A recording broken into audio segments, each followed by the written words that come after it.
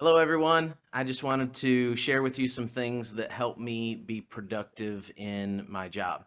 I am a school teacher. I teach high school math, and right now I am teaching in the Dominican Republic, which makes it very interesting. I am bilingual, but my class that I teach is to bilingual students, and I teach in English.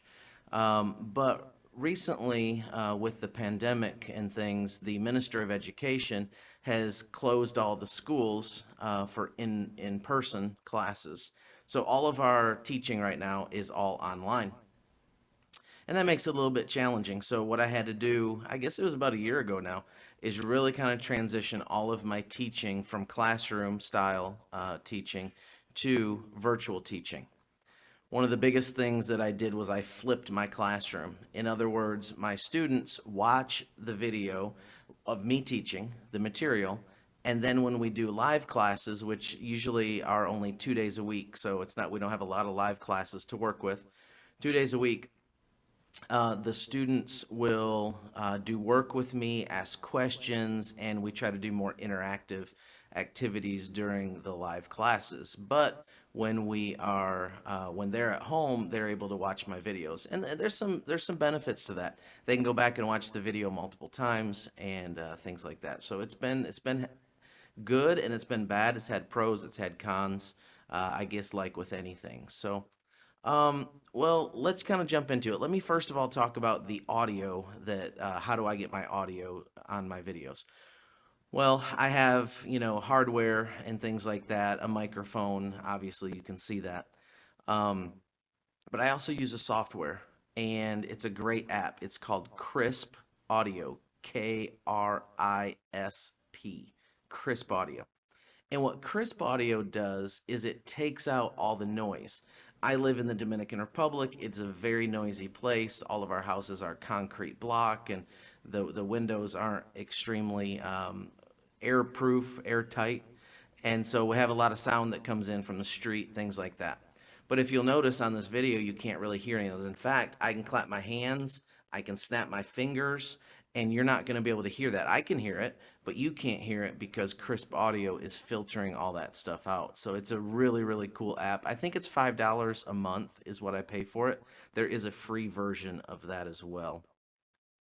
Um, so once I, kind of figured out my audio and some things that I was wanting to do there, um, I just had to figure out what am I going to do for my videos. And right now I am using what's called Ireune, I think is how you say it, webcam, and it basically turns my cell phone into a webcam. And since my cell phone has a great picture quality to it, HD, I'm able to get that same HD quality into my videos. It creates a better angle. Right now, I'm kind of not using the same angle. I'm almost using like a behind the scenes angle. Typically, I'd have it more from a little bit of a straight on angle. Um, and but I use it because it kind of gets it. Just using the one that's on the computer, it's limiting. You can't really move it around or do anything with it. So iRune is it's a great app. It's not extremely stable all the time. Sometimes it takes a little finagling to get it just right, but it's pretty cool and it works great. The screen recording app that I use, and I've tried so many different screen recording apps. I mean, like that's why I don't have any hair is because I've tried so many screen recording apps. Actually, that's not true, but I have tried a lot. And one of the things with the screen recording apps is they all kind of work, but they all worked a little bit differently for me, and they weren't exactly what I needed. So I've tried Screencast-O-Matic, I've tried Powtoons, I've tried Screencastify, I've tried Loom, I've tried Camtasia, I've tried just about all of them. All the free ones I think I've tried, and then even some of the pay ones. The one that I settled on is called Replay 360. It's part of the Articulate 360 suite. It did cost a fairly good amount of money. It cost $500 for the suite. Now, that's not just for the screen recording. I get all the different things that Articulate 360 has to offer for educators. I can build learning designs and different things there. So it's not just the screen recording program that I got, but I do like it better than the rest of them. You can put things on the lower third, which is neat. You can adjust your audio up and down as far as like if you put multiple videos. So like I have an intro video. So the intro video is fairly loud and then my microphone is a little bit quieter. And so what happens is I have to adjust the volume of those two things. I can pull one down and I can boost one up. So that's a nice feature. It also allows me to split and add. The one thing I'll talk about in just a little bit, but the one thing that it doesn't have is it doesn't really have good transitions. And I'm going to talk about how I was able to app smash and be able to get those transitions to work out a little bit better for me. Um, the digital blackboard that I use, it's called Scribble. It's Scribble without the vowels. And Scribble is awesome. It's on, I know for a fact it's on PC. It's in the Windows App Store. And again, I paid a little bit for that. I think I paid $5 or something, but it's not monthly. It's just for the app.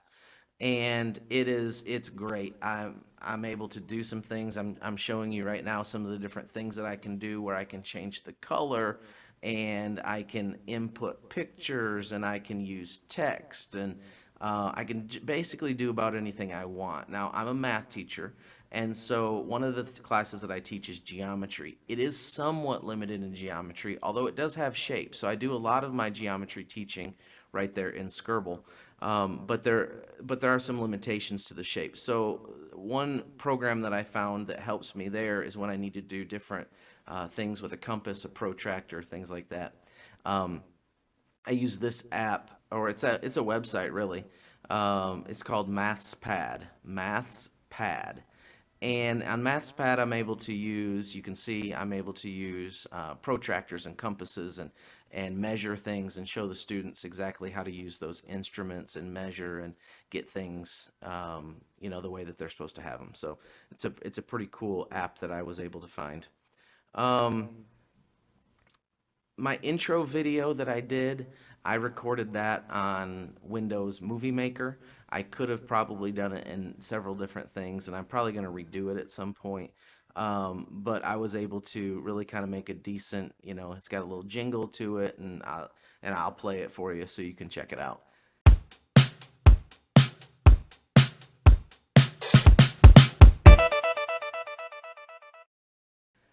And so, there it is, and it's okay. Maybe we'll do a little bit more, a little bit different, but that's kind of my intro video for now. And I used Movie Maker, and then I import it into Replay, where I kind of mash it in with the rest of the production for my videos.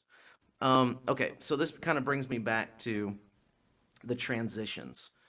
Replay doesn't have good transitions. It does, you can overlap, so you have a video and you can pull the other video over top of it and it overlaps it or it transitions it from I guess video to video, but I couldn't add like a text, like maybe if I wanted a picture that wasn't on my computer and I wanted to transition to that or show the students a PowerPoint slide or something like that. There was no good transitions for that. So what I was able to do is I was able to figure out a way to cut it, to split it, insert a picture into it, and then use the built-in little kind of fades that it has to fade into the transition and out. So you've been seeing those transitions through this video. And the one thing that I kind of learned through this, and I just learned that recently, like for this project, for this class, because I was looking for some new things to add, and I thought, man, I really would like some transitions in my videos. And PowerPoint to me is great. You can do some things, but I just feel like there's so many other ways to create good transitions. One of the places I found was Canva, and the things that you've been seeing in the transitions that I've been using and the graphics came from Canva. It's great. Adobe has some great transitions as well that you can use. But yeah, this is, trying to add to it, make it better through this class. This class has really pushed me in my video production of what I'm doing for my class and finding new ways to make it better. I can't spend a ton of time. I don't have a video production team, so I can't spend a ton of time doing it. But So whatever I do, it has to be quick, and I have to be able to rapidly get things in. I can't spend more than about 20 or 30 minutes on each video because I have to make so many videos every day.